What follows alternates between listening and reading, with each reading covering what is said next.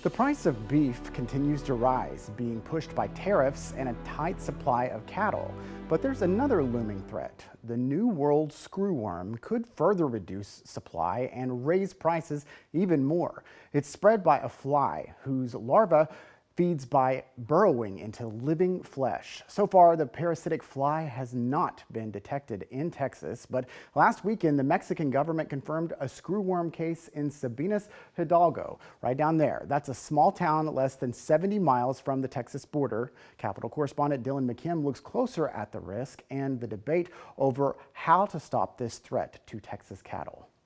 The prices for meat are on the rise. In August, ground beef was almost a full $1 more per pound from the start of this year.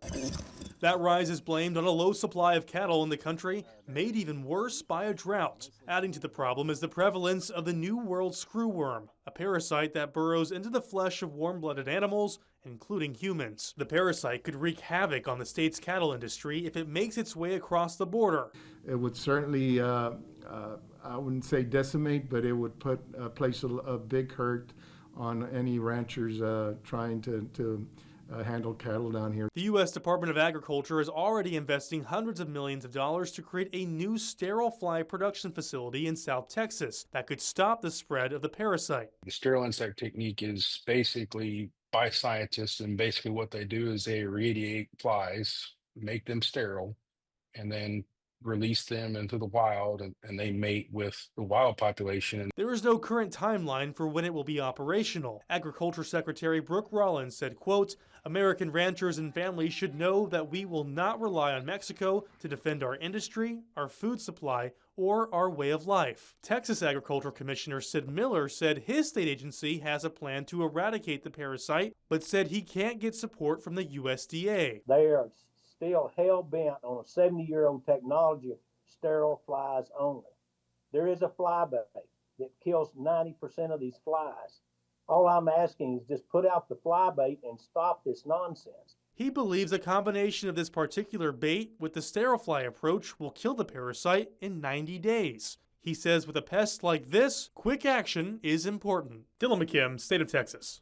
We wanted to know more about Miller's proposal to use fly bait to stop the parasite. Our Adam Schwager caught up with Miller while he was on the road and asked the Agriculture Commissioner to dig deeper into the plan. What conversations have you had with the USDA about implementing this fly bait, and are they even open to the idea of trying to implement that? Well, I've actually sat down with Secretary Brooke Rollins, explained this to her. She seemed very receptive. Then when she takes it to her people, they say it's not environmentally sound. They claim that it will also kill good flies. I said, good flies? I mean, what is that? A house fly or a barn fly? What is it? That's like it might kill the good fire ants. I don't know. I don't understand that. So I'm certainly willing for a little collateral fly damage if it protects our livestock and our wildlife industry. I mean, we've got this thing. It's 70 miles from Laredo. I mean, it's in our back door. Sterile flies are good. There's a place for them. But last time we used sterile flies, it took 29 years of using sterile flies to eradicate it.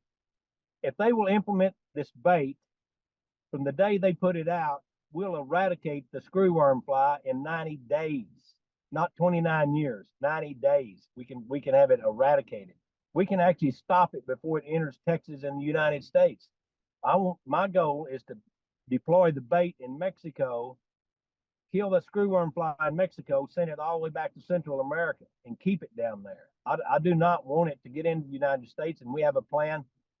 This is not new. This was done by the USDA themselves in 1976. We had 30,000 cases of screwworms in Texas in the summer and fall of 1976.